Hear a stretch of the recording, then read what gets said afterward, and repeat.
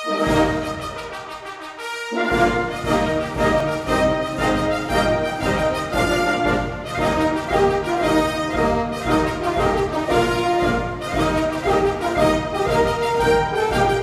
week in Le Bourgeois, topchefs op de Folie Culinaire en kunstcollectie van Heerlens echtpaar De Vouwes te zien in het Bonnefante Museum.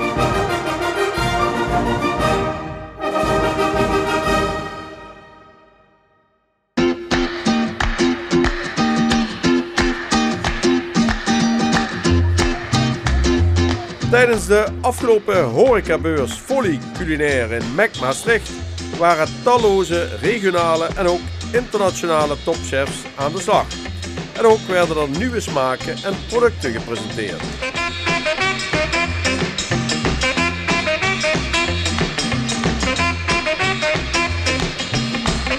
So I heard you worked quite for a while with Gordon Ramsay, but now you are your own boss. That's right, yeah. I worked for Gordon for 10 years. A long time. A long time, yeah, in various restaurants as a sous chef and a head chef. And then, yeah, after 2011, I went out on my own. I decided to open my own restaurant, which I did in London also. Yeah, yeah. And how is it to work with him? Is it the same as what we see on television? Well, you know, only if you're bad. If you're naughty, yeah, you get in trouble.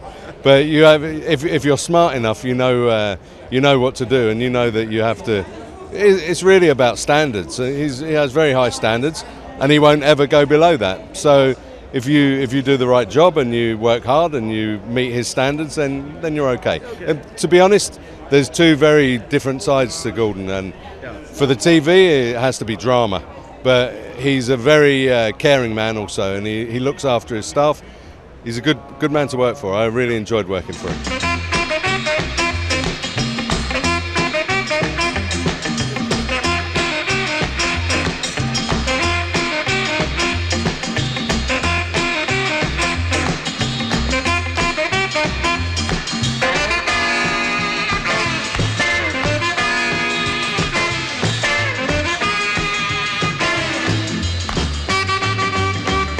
Maastricht Culinaire staat ook hier op de culinaire beurs en jullie hebben een drankje gepresenteerd.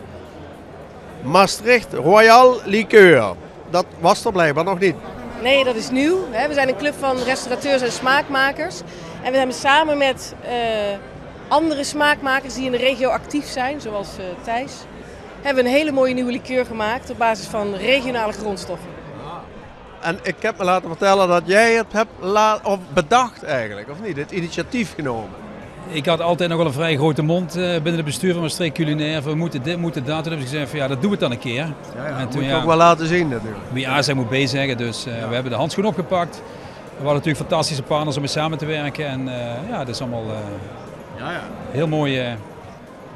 En wat is het geworden? Want eigenlijk ben jij zo'n soort brouwmeester in deze dan. Ja, ik ben distilleerder, een stokmeester en ik heb een liqueur gemaakt op basis van appelstroop. Appelstroop van Puur van de Wal. Dus biologische peren-appelstroop zit hierin.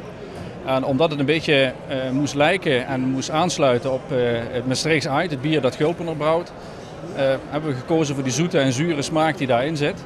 Maar dan in een liqueur is dat fantastisch lekker. En zeker als je dat in de mousserende wijn ook nog hebt zitten. En 35, 40%? 25%. 25? Oh. Ja, dat valt reuze mee. Hè?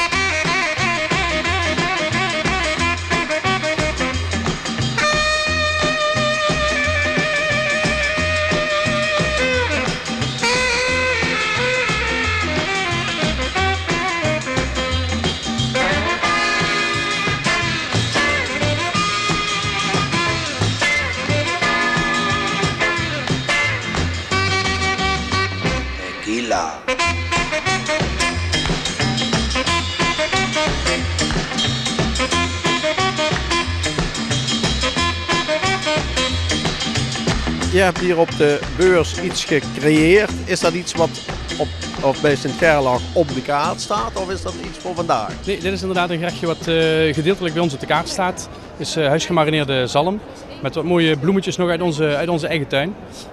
Het is nog mooi weer, dus we hebben ze nog kunnen plukken. Een marshmallow van komkommer, gerookte komkommer en een macaron van komkommer met een mousse van zalm. Zeg, en ja, sinds kort sta jij aan het kookapparaat, zou ik maar zeggen, op Sint-Gerlach. Ja, je werkt er wel al langer, maar nu bepaal je daar ook de kaart. Ja. Wat kunnen we qua lijn verwachten de komende tijd? Nou, ik ben natuurlijk al een jaar of 4 de souschef geweest van Otto Nijenhuis.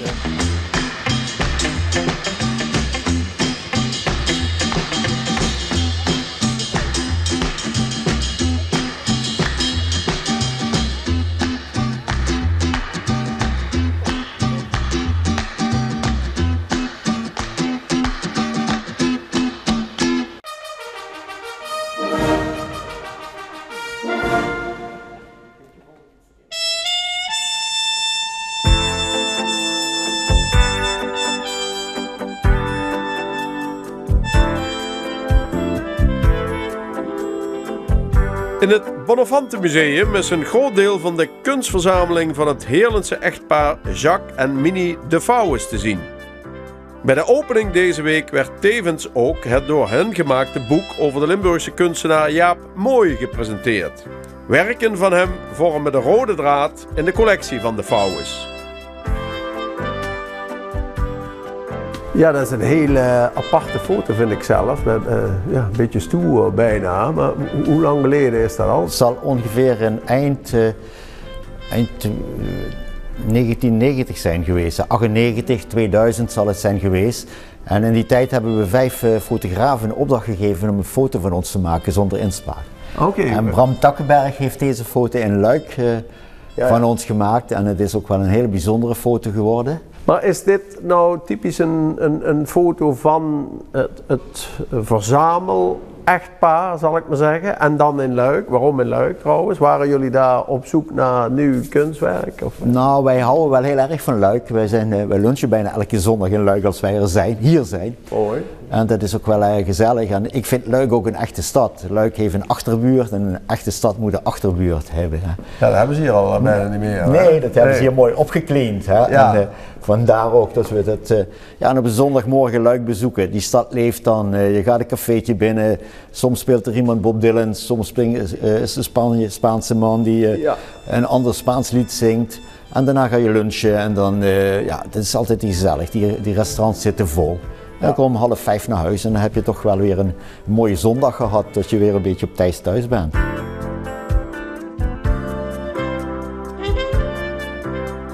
Dit is gemaakt in 1959, 1960, dus we moeten even de tijd in de gaten houden. Dat is al relatief lang geleden. Ja, en dit zijn de drummers, Aart Bleekie, Max Roach. En je ziet ook dat Aart Bleekie anders drumt als Max Roach.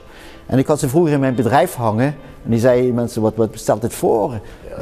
Motoren of zo. Ja. En het is wel gek dat als je het ziet, dat je dan ook de herrie hoort als het ware. Ja. Het is wel jazzmuziek, maar je hoort wel het geluid als het ware uit die werken springen. En dat is wel bijzonder, dat de vitaliteit, de levendigheid erin zit. Hè? Nu heeft hij het laatst, voordat hij stierf, gemaakt. Oké. Die heel dunne streepjes en daar maakt hij echt zo'n bewegende vrouwenfiguur van. Die in de zon zijn baden. En ja, zulke... Ja. Het zijn eigenlijk niet meer dan schetsen zou je willen zeggen. Hè? Ja. Maar dat maakt het voor u dan ook puur in wezen dan? Het zijn toch... Ze bewegen eigenlijk, hè? Ze zijn niet zo strak dat ze stilstaan.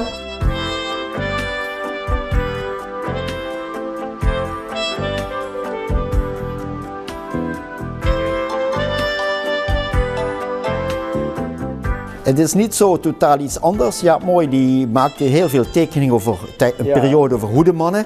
En dan ging het eigenlijk over de macht wat mensen hadden. En dan zei hij, wat je op je hoofd hebt, dat ben je. Heb je een tulband op, heb je een pet op, heb je een tiara op, heb je een kroon op. Dus wat je op je hoofd hebt, dat ben je. En je ziet ook die hoed erbij liggen, die laarzen. ja, deze Trump-sessie wat er nou is, hij was er al een beetje op vooruit. Hè? Ja, ja. Je kunt het Hij toch zag wel het linken. Nou, hij zag het wel aankomen. Ja. En dit is ook toch wel een 20 jaar oud, dit kunstwerk, denk ik. En dat moet ook precies zo liggen? Nee, dat kan ook anders staan. Hè. Dat maakt allemaal niet zoveel uit. Maar we vonden deze opstelling wel ja, voor het publiek wel aardig. Ja, hè. zeker. Hè? En die wil mag hem aantrekken, bij wijze van spreken. Maar met die punten vind ik dat geen uitdaging. Ja, nee.